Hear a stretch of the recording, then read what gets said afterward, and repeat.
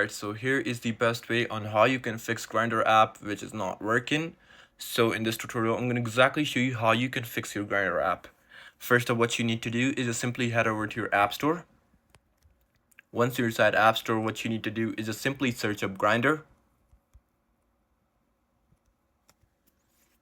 And by searching it here, as you can see, I do have the option of open, but if you see a little icon instead of open, you see update, you need to update the app.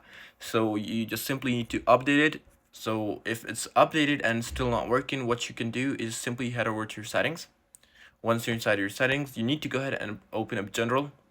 Right inside general, you need to go to iPhone storage.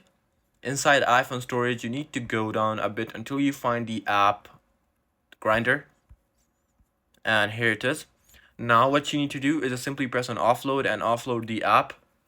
So here, as you can see, and you need to press reinstall app. So once you have offloaded, you need to reinstall it back again. So it's reinstalling.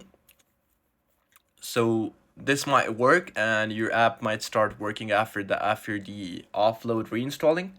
Or I'll be right back with the last solution. Once this is done, I'll see you again. So once your offload process is done, and if it's still not working, what you can do is just head over to your settings again and just go to your iPhone storage in general. Right over here, you need to find the app again. So we'll go ahead and find the app.